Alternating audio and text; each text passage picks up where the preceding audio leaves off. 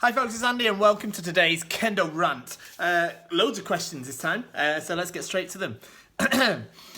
Hello Andy, noticed from the t-shirt that you are a Vader fan. Based on that, which Kendo techniques do you think would work best in lightsaber combat? So in the last video I was wearing a t-shirt with Darth Vader on it, and I think the one before, I've got a few Star Wars t-shirts. Yeah, I'm a Star Wars fan. Yeah.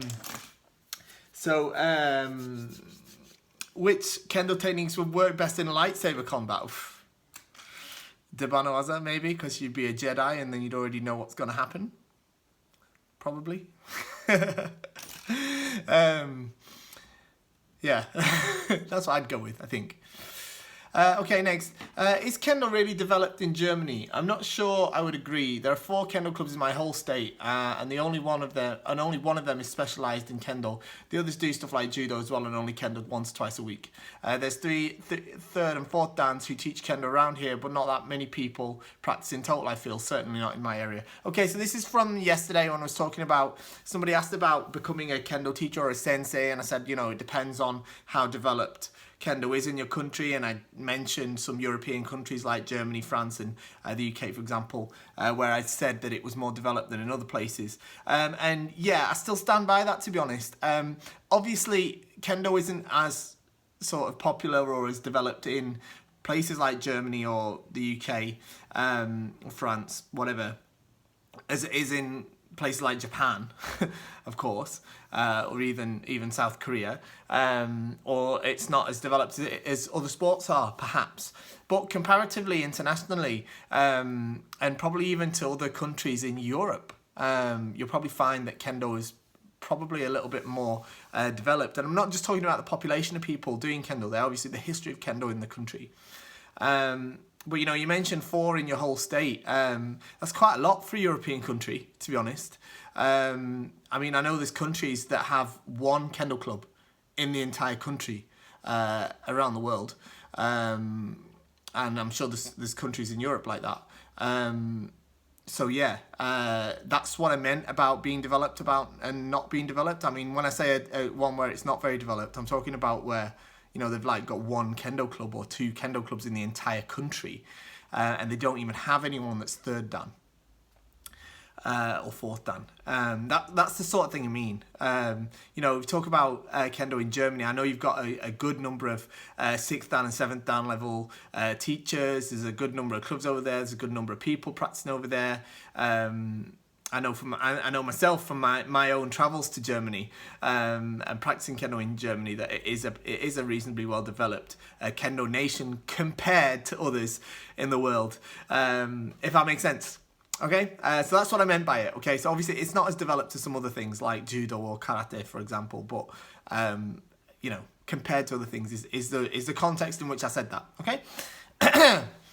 Hi Andy, I recently got advice for utilising more lateral movement for closing in on an opponent and working out opportunities during Keiko in general, since, and brackets, I believe a majority of Kendoka tend to only move backwards and forwards rather than to the sides.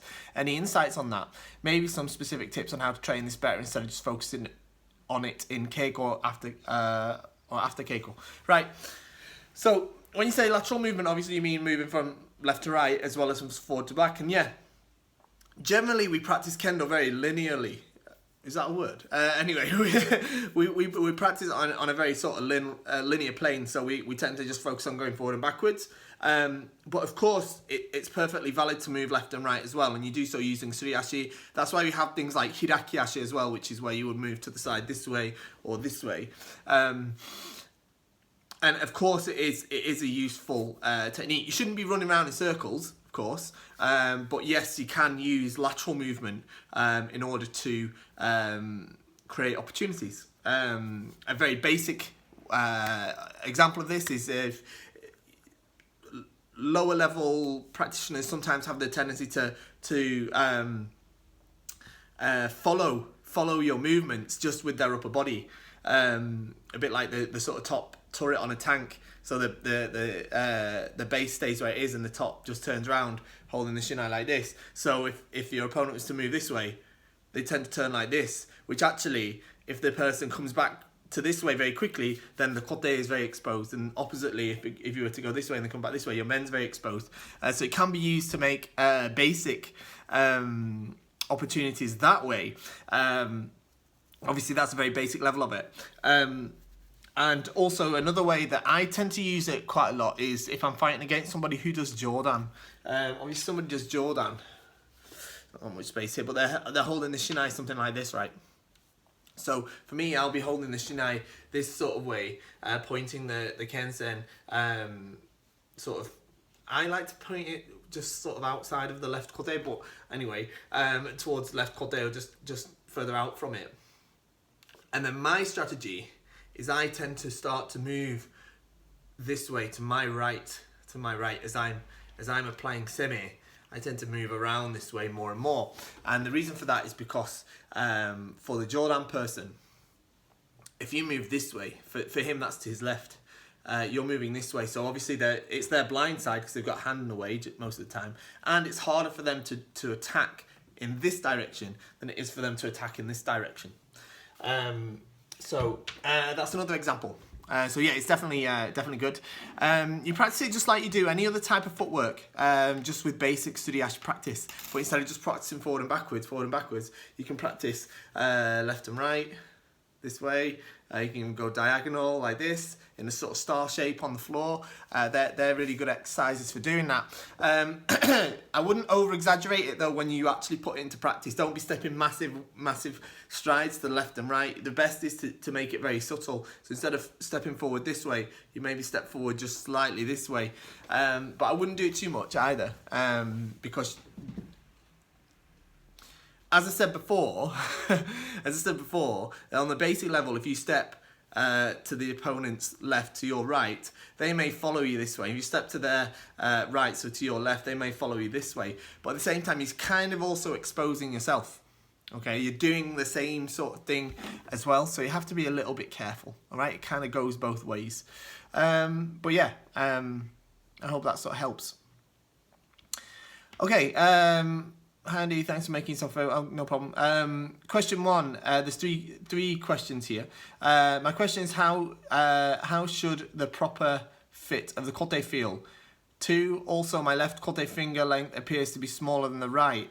What's up with that? Added protection to the right hand, or was it a mistake in shipping? Not brackets, not purchased from KendoStar. 3 details. I had my kote palm 3 months ago. And now when I grip my shinai, the left kote puts pressure between my thumb and pinky finger in a direct line between them. Direct line between them, between your thumb and your pinky finger. As well as tightening around the base of my thumb, making it difficult and painful to keep my hands closed and causing hand cramps. I thought this would go away with use, but it hasn't. Not sure what I would do about it. Regardless, I want to know moving forward what qualities I should look for in the kote's fit. Okay, so right, the way the kote should fit, there is, to some extent, it's a little bit of personal preference. Some people like kote to be really baggy, have loads of room in them, and some people prefer them to be a little bit tight. The best thing for the kote fit is for them to be slightly tight at the start, and then as you use them, they tend to stretch a little bit. And actually start to fit you properly. This is my Vanguard Prime Kote, probably the one that I use the most. And the way this fits me is, and this is perfect for me. This is exactly how I want the fit to be. My fingers obviously go all the way to the end, and there's a good sort of feeling here without it being squashing the fingers together. When they were new, they were a little bit tighter than this, of course, because this is leather. So as I used them, they sort of stretched out a little bit more. So when they were brand new, they were somewhat tighter than they are now. So yeah, I mean, essentially, it should fit in a way that probably when it's new, like I said, probably even a little bit uncomfortable. Because it should be a little bit tight the first couple of times you use them, but they tend to stretch out quite quickly. It really sort of depends on a few things, really. Obviously, everyone's got different shaped hands, So there's that to bear in mind as well. And the thing is even and the fact is even if you get like custom-made kote, custom-made kote as well are generally, unless you've got extremely unusually shaped hands, custom-shaped kotes are also made using a series of patterns. So there is actually, and this goes for everywhere. All right, I do not know, and I pretty much know everywhere of a place or a craftsman that's producing custom-made kote that doesn't use some form of patterns. They don't draw up new patterns every time, because essentially the part of the fit of the kote should be that stretching and working in. So they have a sort of series of patterns, and it's not a one-size-fits-all thing, but it is a sort of, everybody is going to have slightly different experiences with it. Now, like I say, it's all about just getting them on and getting them used. In terms of, you've got a set where the left finger length appears to be smaller than the right. That sounds very strange. That sounds like a mistake to me, if that's definitely the case. It could be that wherever you've got them from, which is not KendoStar, I'll point out again, you've noted that it's not KendoStar. They probably haven't checked them properly before they sent them out, and they might have sent you two actual different sizes. Because between the sizes, especially if it's it depends on the company and the kind of kote that they are. But if they've only, say they've got like a standard size and then a slightly smaller size, a slightly larger size, they may have bagged up a right size that's a right hand size that's kind of a regular size, and the left hand size is a slightly smaller size. It's not, and if they haven't checked that before they sent it out, it's not completely unheard of when that sort of thing happens, especially when these things are made in bulk. So if it's like a bulk, like, if the company makes them in bulk, that sort of thing occasionally happens. It's like a production mistake, sorry. So yeah, that's where that could be caused, but I don't know, without seeing it. Finally, about the repalming. When you repalm a kote, generally it does become a little bit smaller because they put a new piece of leather in, and again, it's a little bit like having a new set where it's expected to stretch out again with use. Now, what you've described here, it says pressure between your thumb and pinky finger. Now, I guess that's across your palm this way, do you mean? It sounds to me like, again, they may have used a piece of leather that's been a little bit too small for the kote that they were repairing. So yeah, if you got them repalmed by the place that you bought them from, then maybe they've sort of maybe they're dropping the ball on that. I don't know. It's very hard for me to say that without seeing it in person. But it certainly, yeah, I mean, if you were saying this to me straight after having them done, I'd say, well, if you use them, they'll stretch to fit. But you say that you've used them now. It depends. If you've used them for more than sort of a month and they're still not getting any better, then yeah, that's definitely an issue there that needs rectifying. Yeah, hope that helps. Next, in Keiko, basics are vitally important, but also learning how to apply those basics in Jigeko is also important. My dojo is a fairly small dojo, but we rarely do Jigeko at all. What ways can I develop a combative mindset and fighting spirit when I lack this chance for regular Jigeko? Okay, this is very difficult, because Jigeko is a very important part of your Kendo practice schedule, especially as an adult. You definitely need it in your practice menu in order for you to properly improve. So, yeah, one thing you can do is whilst you're doing your Kihon and what have you, you need to try and apply as realistic mindset to it as you possibly can. So still imagine that it's like Jigeko or Shiai even. Secondly, also when you're receiving, when you're motodachi, don't just stand there and sort of just receive. Watch the opponent, make sure you're switched on and engage with the opponent, and then watch for their timings when they attack. Even though you're going to receive the attack, imagine yourself, play it out in your head as if you were actually responding to that attack. So even though this is what I often do actually, even when I'm just acting as motodachi, is I consider them, I watch them for their timing so that I can imagine a sort of run through in my head, like how I would respond to this men attack, so how I would catch that timing for Debanowaza or Ojuwaza, and things like that. That's definitely something you can do. And lastly, the best thing you can do, to be honest, is try and travel to another dojo as well, in addition to the dojo you're practicing at. Try and find another dojo that's hopefully not too far away. Practice on a different day, that you can go and hopefully get some Jigeko practice there. Yeah, I can't really give much more advice on that, unfortunately. Okay, next one. Is it okay to strike an opponent if he or she is unable to fight, in the sense that the other person is on the floor or in pain from an unrelated injury or due to a missed strike?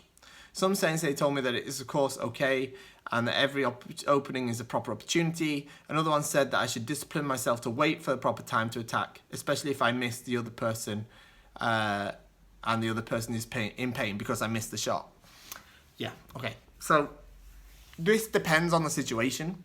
If it is the shiai, all right, if this is the shiai, then there's a good argument to say it's fair game to attack, yeah, because it's anything goes, all right. Whether it's a nice thing to do or not, that's a different question, all right. But if it's in the shiai and the other person sort of has a sort of leg cramp and you've got time to kind of attack before they say yame and you might get the point, technically that's fair game. There's nothing to stop you doing that. It's not a very nice thing to do, I guess. Would I do it? Have I done it? I can't think of a time when I've done that. Actually, obviously I've hit people when I've excuse me, when they've fallen over or if I push them over even. Obviously I've hit them then, but I've assumed that they're not injured, and under that assumption I've made an attack. If I was even in the shiai and I saw somebody and I saw my opponent kind of physically kind of like this or something like this, or maybe on the leg or something, despite us not really being engaged, perhaps from like a cramp or an unrelated injury or some sort of strain, I can't imagine myself attacking in that point. That's just not my personality. I'm not saying it's wrong to do so. I'm absolutely not saying it's wrong to do so, and this is probably one of the reasons that I haven't had a more successful shiai career than I have. Yeah, in Jigeko, no, I wouldn't do that. That's kind of just like you're gonna upset people if you do that, I think. And like you say, especially if you hit somebody and they kind of, you hit them and it's because that they hurt, you know, it's kind of manners to say. I'd be a little bit annoyed if somebody cracked me in the ribs or on the elbow or something like that, and as I sort of went, crikey, like that, then they started to hit me. I'd be like, whoa, mate, calm down. Certainly in Jigeko. It's a bit of a tough one. I mean, you're always going to get split opinions on this, but if you want my opinion on it, if it's because of injury or something like that, then I'd hold off. That isn't how I want to win my shiai. I'm a bit more in the camp there of waiting for the proper time to attack, because I want to make a strike that I think's good, not one that was just lucky because they fell over or because they had of course, like I said, if they're falling over as a result from my tayatari or something like that, then yeah, I'm gonna take a shot then. Or even if they just sort of fall over, trip over their own hakama or something, of course I'm gonna go for it then. But if they're kind of obviously in pain and they can't fight properly, then I'm not gonna go for that. At least not at my current stage. Maybe if you'd asked me this 10 years ago, I'd have been like, yeah, kill him. Like, I don't know. But no, that's where I am right now. Hope that makes sense. Okay, do you have any particular exercises or drills that can help with moving from the hips and tandem rather than leading from the chest? I'm preparing for my third Dan exam, and I find that on some days it's difficult for me to move from the tandem, so I end up with a short chest leading fumikomi. Here's what you have to do. Assuming that you've got down the basics of fumikomi, and if you're struggling with that still, go and check out the video I did on how to improve your fumikomi on the Kendo show. Just bang it in the search bar, I'm sure it'll come up. But assuming you've got that sort of down to a certain level, then I would say the best thing to do is every time you make an attack, certainly in your Kihon Waza, but also try in your Jigeko as well, right, is make sure you have the good kamae. Yeah, your left leg's ready to go. I ranted on kamae yesterday a bit, but make sure your left leg is ready to go at all times. And then without moving the left leg, the first thing you want to move is move your right foot out towards the opponent. Move the right foot out towards the opponent. Like this, even if you're just practicing the menuchi. Move your right foot out, and then men. Yeah? Right foot out first, pushing from the hips, right foot, men. Yeah, even if it's a big man or small man, it's a bit harder to do with big men in my opinion, but give it a try. And then what you'll be doing is, because you're moving your feet before you're moving your hands, your left leg's already engaged and carrying your body weight along. And I really think that this is an exercise that's going to help you get to grips with that. So, like I say, power in the left leg, make sure you've got that tame, you've got that power in your calf, and you're sort of, you've got the tension there in the left leg, ready to go, and then start slowly moving that right leg out, and then at the last minute, bam, with the hands, yeah? You don't want to do it the opposite way, lift your hands and then move your feet, because that's what leads to this sort of action, yeah? Feet first, bam, this way, all right? So move the right foot first, and then attack with your hands. Okay, and I think if you practice like that in all of your Kihon Waza, your Kihon Geiko, you'll definitely improve that moving forward with the hips and the tandem. Okay, so definitely think about that. Give it a try. Anyway, if it doesn't work, then come and let me know. Okay, last one. This isn't a specific question. This is a kind of a thing I'm going to just talk about because I've had a few comments about it. A few people have asked me about it, and they're asking about how people are enjoying these Kendo RANT videos, which I really, really appreciate. I'm really glad that they're resonating with people. I'm really glad that people are finding them useful. I love doing them. It's really great to have everyone's feedback. I really feel like I'm sort of interacting with people all around the world, and that's what I really, really love. And people have asked about, obviously I record these on my phone and then put them up on YouTube, and people are asking about if I can make them into podcasts. You know, so I guess so they can listen to them in the car or something like that. I don't know.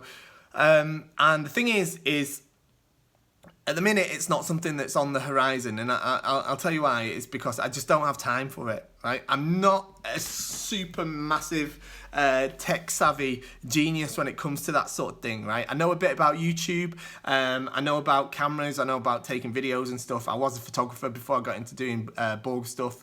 I know about Borger, I know about how to make websites and sell stuff on the internet, but I don't know about sort of podcasts and stuff like that right now. Now, I could learn about it, I just don't have time to right now. These videos are in this format because this is literally recorded on my iPhone. I just got it on a tripod on my desk, with the camera facing me. There's no editing. That's why you can see all the sort of mess that I'm in, all my dry skin and stuff that I've got at the minute because of the weather in the UK. You know, I mean, I'd rather not show my face, to be honest.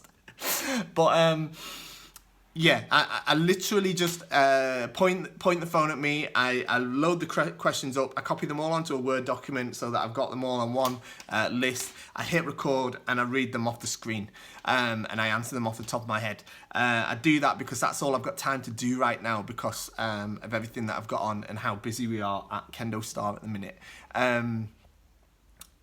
So, and then, yeah, I mean, I literally just record them and I hit the upload button straight from my phone, to be honest.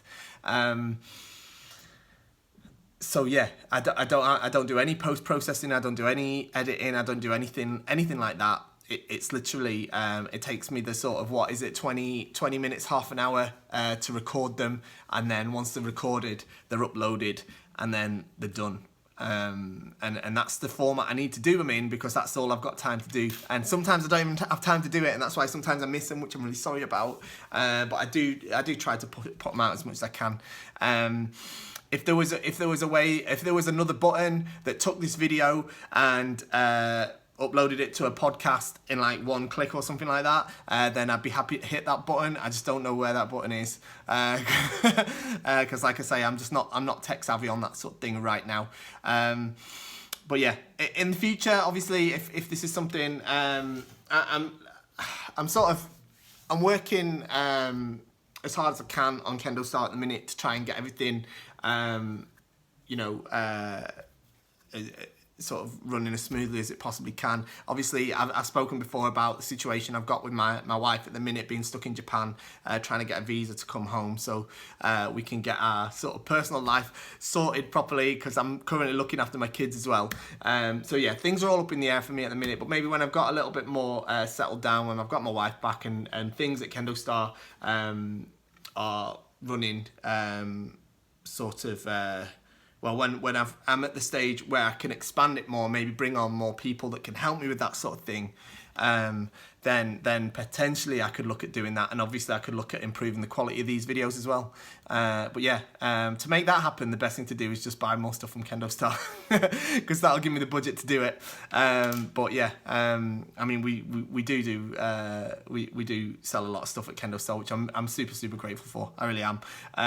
But yeah, to increase our sort of audio-visual reach out and stuff like that, we're going to need a little bit more than we've got at the minute. So so that leads into my recommendation to shop at KendoStar.com, because that's what keeps me doing these videos, even if they're not podcasts, they're just iPhone videos uploaded straight to the internet. Get to KendoStar.com to shop for all of your Kendo equipment needs. Obviously, we've got Shinai, Borgu, all that sort of stuff, uniforms, and it's all on sale right now because it's Halloween. We've got Halloween sale. We've got some great deals on, including the KendoStar all-purpose Shinai. That's back on sale. The Gaia Hakama, I know we've had a little bit of delay shipping out some of the Gaia Hakama to some of you guys around the world because it's been so popular. It sold out, like, once we put it up, it sold out in 3 weeks, and we made a lot of them. They're back in stock now, though. They're back in stock. So if you've been looking at the Gaia Hakama, it's such a great Hakama. It's brilliant. I actually tried my hardest to to kind of like mash the pleats out of it. I screwed it up in a ball. I left it on the floor for 3 days. I threw it as a ball into the washing machine. Put it on full dry spin and everything. The sort of thing that absolutely ruins any other Hakama. I pulled it out. I went like that, and it was just back to being perfect. I was absolutely gobsmacked by it. So yeah, if you want a Hakama that's never going to lose the pleats, then go and check out the Gaia Hakama, and you get a free Kendogi with it as well. So yeah, that's enough for that. Anyway, that's enough for me doing my sales pitch. Get to KendoStar.com and do all that. Don't forget, like, share, and subscribe on the video. You know, all the social stuff. The stuff that every person on YouTube says like 200 times a day, that sort of thing. And yeah, leave me a comment down below. Get in the Kendo Show Early Access group to join in the discussion there, because that's really cool. There's a link in the description. Thanks a lot. See you all next time.